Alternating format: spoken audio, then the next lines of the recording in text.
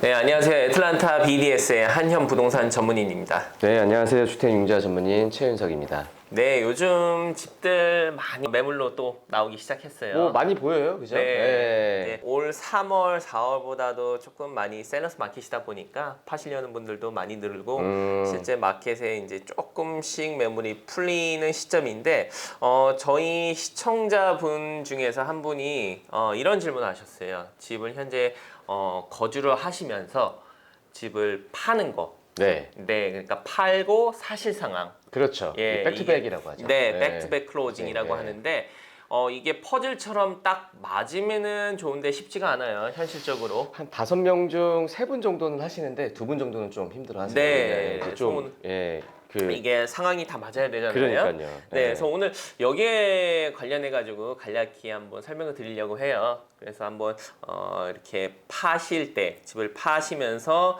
또 새로운 융자를 받으시면서 새 집을 사시는 동시에 사시는 경우 어떤 상황이 또 발생이 되고 어떤 점을 알고 계셔야 되는지 한번 영상을 준비해 봤습니다.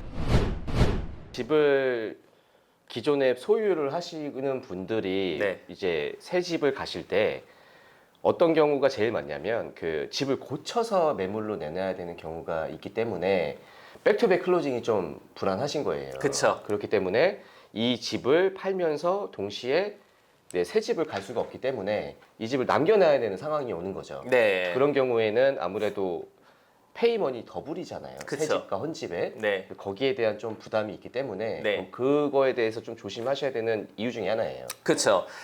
방금 최윤석 융자 전무님께서 말씀하신 것처럼 집을 사시기 전 집을 꼭 파셔야 되는 상황이 있고 아니면은 집을 미리 사신 후에 이제 클로징 후에 파실 수 있는 상황 이 두 가지가 저희가 예측할 수가 있는데 먼저 집을 팔기 전에 네. 새 집을 이제 진행을 하실 경우에 네. 동시에 그러니까 방금 말씀하신 것처럼 페이먼이 2배가 되는 거겠죠? 그렇죠. 팔기 현재- 전 융자가 이제 가능하다고 물어보시면 네.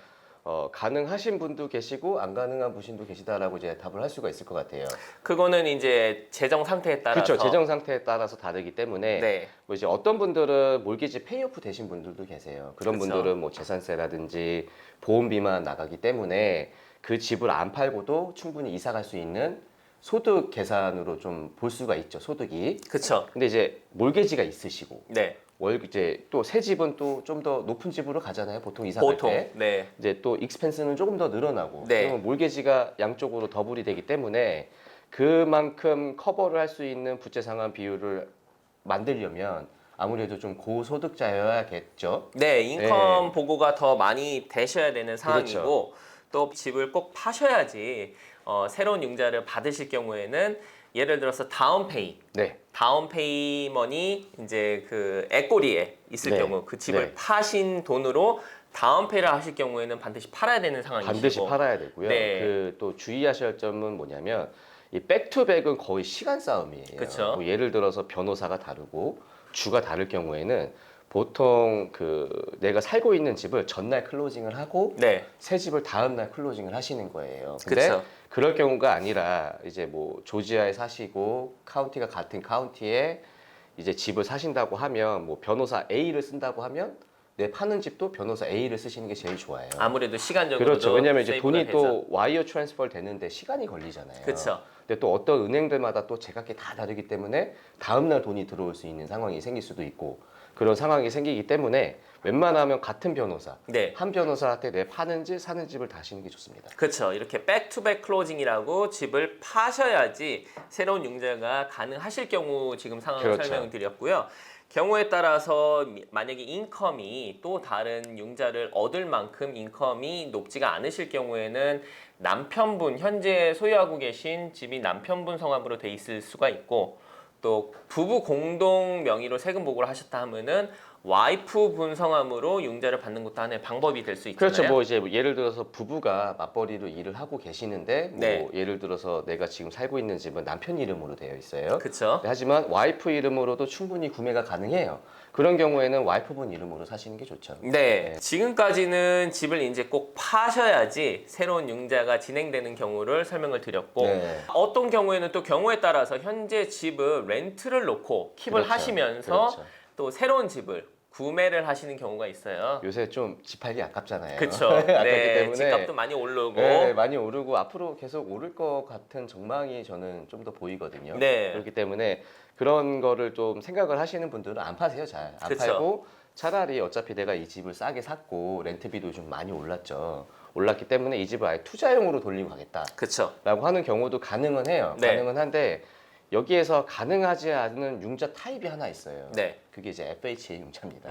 FH라는 네. 거는 투자용은 안 되죠. 네, 그렇죠. 네. 그러니까는 FHA 융자를 받으시는 분들은 이제 그 어떤 그러니까는 예를 들어서 내가 자가를 살고 있는데 FHA 융자로 집을 사셨어요.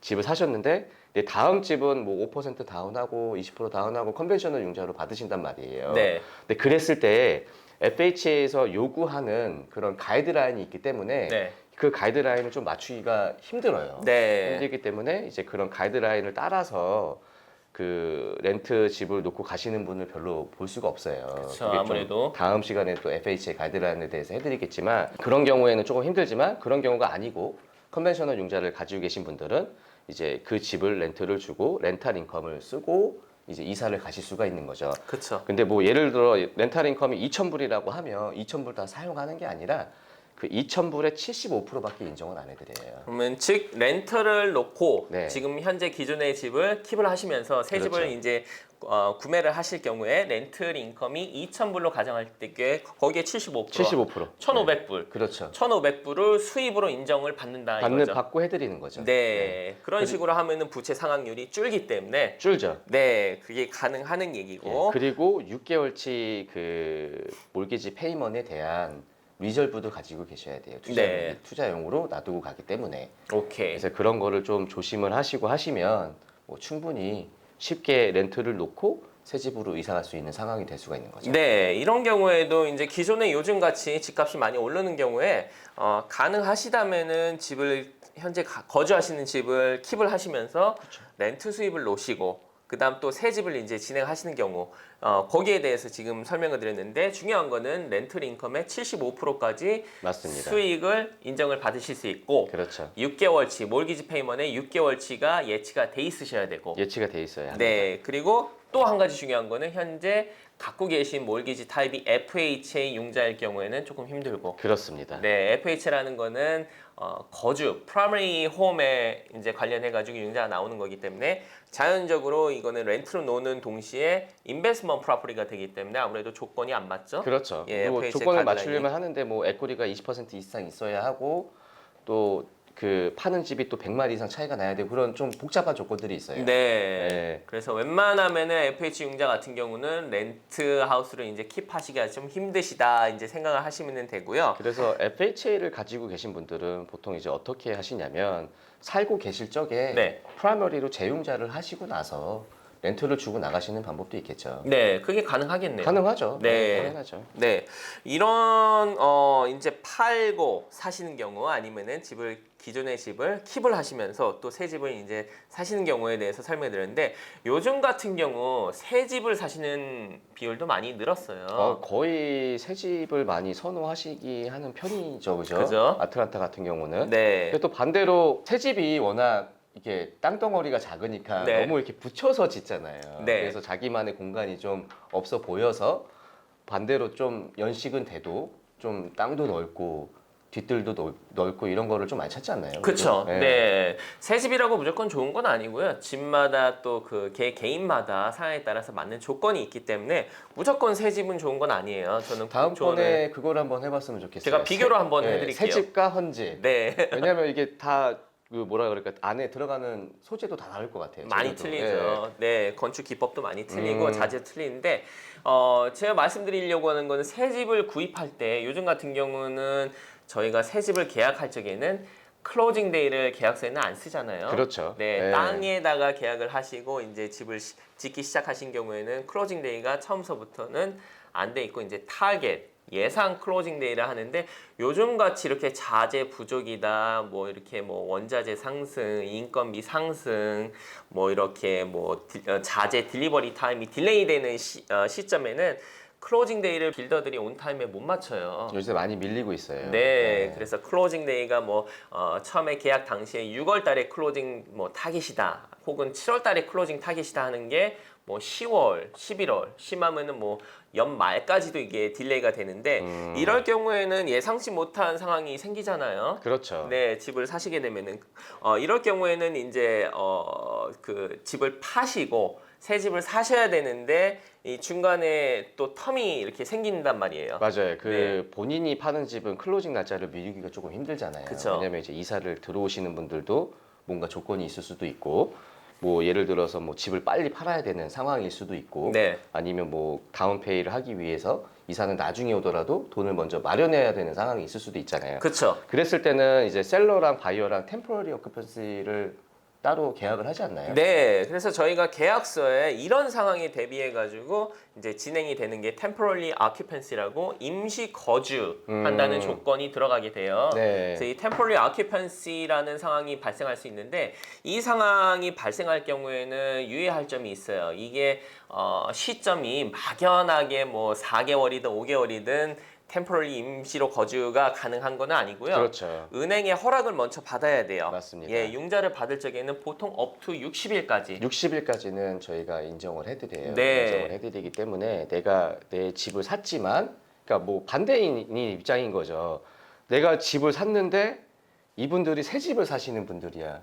그래가지고 60일 정도를 기다려야 되는 상황이 온단 말이에요. 네네. 근데 저도 좀 시간적인 여유가 있고, 네. 그래서 60일에 대한 이제 렌트를 주기로 했는데, 그 60일이 넘어가면 네. 이제 그 은행에서는 프라이머리로 인정을 안 한다는 거죠. 그렇죠. 그러면 이게 혹시 인베스트먼트 아니냐 그렇죠. 이렇게 또 예. 질문이 올 수 있기 때문에 대부분의 경우에는 저희도 뭐 가끔 이렇게 임시 거주 (temporary occupancy) 조항이 있는 계약을 진행할 경우에 up to 60일 이상 주는 은행은 못 봤어요. 근데 이거를 만약에 해도 그 셀러 입장에서는 나중에 네. 좀 골치가 아플 수도 있는 것도 있을 것 같아요. 골치가 아파요. 이 temporary occupancy에 대해서 또 자세히 들어가면은 또 이렇게 뭐 상황이 여러 상황이 발생할 수가 있는데 temporary occupancy라는 거는 분명히 이제 파는 셀러 쪽에 페이버가 되는 거예요. 그래서 바이어 쪽에 이득이 되는 조건은 하나도 없어요. 사실 어떻게 보면은 셀러의 편의를 위해서 임시를 거주를 할 수 있게 이렇게 그 허용을 해주는 조항이기 때문에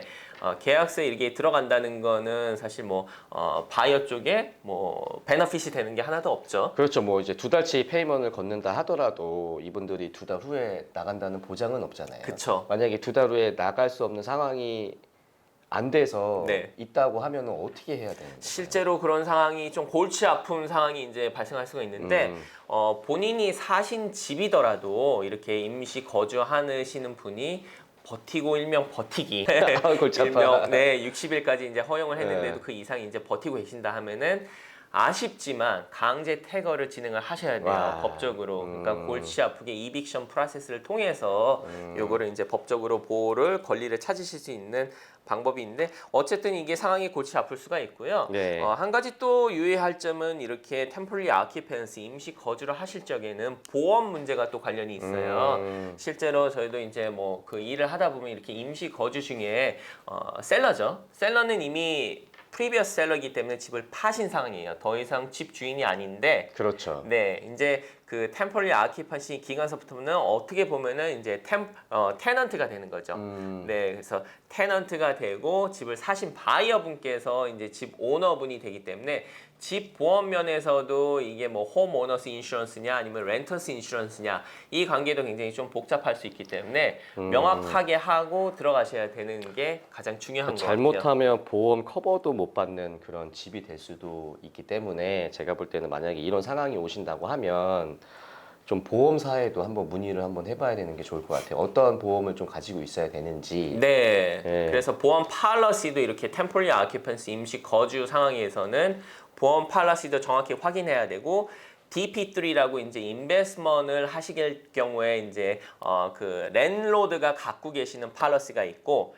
HO3라고 홈 오너가 갖고 있는 팔러시 이 두 종류가 있어요. 두 종류를 이제 같이 동시에 보유를 하고 있어야겠네요. 네, 동시에 보유를 하고 있을 때 은행에서는 사실 이거를 잘 관련을 안 해줘요. 은행에서는 집을 살 당시에 집 보험만 주세요 이렇게 제시를 하지 집 보험에 대해서 이렇게 temporary occupancy 있으니까 이런 보험을 들어야 된다라고 이렇게 디렉션을 안 주기 때문에 이런 부분을 유의하셔가지고 이렇게 임시 거주 조항이 있는 계약서 같은 경우는 보험 팔러시도 분명하게 갖고 계셔야지 사고가 있을 적에 커버를 제대로 받으실 수 있습니다. 네, 이런 것들은 굉장히 좀 조심해야 되는 조항이기 때문에 저희도 이제 그 계약서를 받으면 좀 꼼꼼하게 스페셜 스티플레이션을 확인하는 이유 중에 하나긴 해요. 네. 그래서 전문가와 꼭 상의를 하셔야 되고 네. 보험 전문가와도 꼭 상의를 하셔야지 실제로 저희가 이렇게 그 임시 기간 중에 사고가 나는 경우도 실제로 봤거든요. 그렇죠. 네. 그래서 보험사에서는 누구 책임 이제 커즈를 묻기 때문에